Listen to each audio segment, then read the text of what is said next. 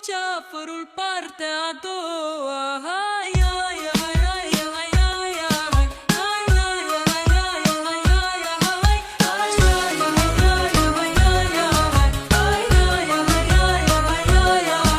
Doar ochii mari și minunați lucesc adânc chimeric, ca două patini fără sat și pline de întuneric. Din sfera mea veni cu greu ca să-ți urmez chemarea, iar cerul este tatăl meu și muma mea e marea. Ca încă m-a arătat să vin să te privesc de aproape, am coborât cu al meu senin și m-am născut din ape. O vin odorul meu nespus și lumea ta o lasă. Eu sunt luceafărul de sus, iar tu să-mi fii mireasă. Colo în palate de mărgean te-i duce veacuri multe, și toată lumea în ocean de tine o să asculte.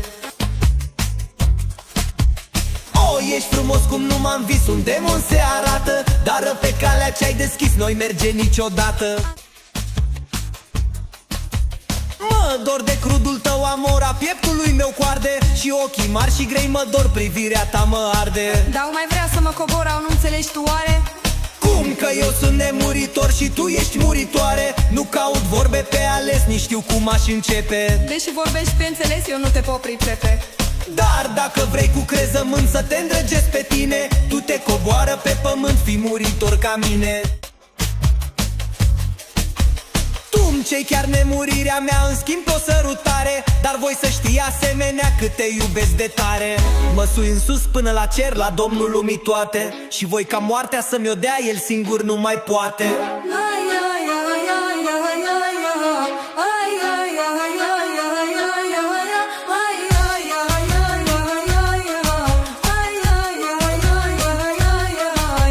Mă voi naște din păcat primind o altă lege, cu vecinii cea sunt legați și voi să mă deslege. Și întinde aripa în deșert și aripa-i se bate, în clipe drum de mii de ani prin haos el străbate. Și se tot duce, s-a tot dus de dragul unei copile, s-a rupt din locul lui de sus perind mai multe zile. În vremea asta Cătălin, viclean copil de casă, ce împle cu pele cu vin mesenilor la masă.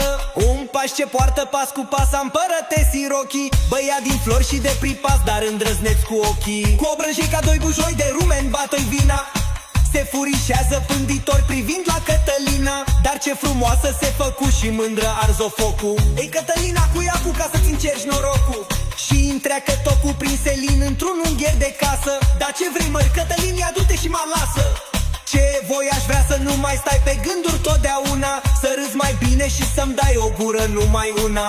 Dar nici nu știi ce nu ai o sărutare mai cuprins în mânecă de rochii. Când ochii tăi se vor fi stins, o reaprinde ochii. Ea l-asculta pe copilaș, uimită și distrasă, și rușinos și drăgălaș, mai nu vrea, mai se lasă. Iar el o strânge atunci la piept și-o mai dezmeardă încă. Aș vrea să nu mă mai deștept din fericire adâncă. I-ai zis încet, încă de mic te cunoșteam pe tine, și gura lipsit de nimic te-ai potrivit cu mine.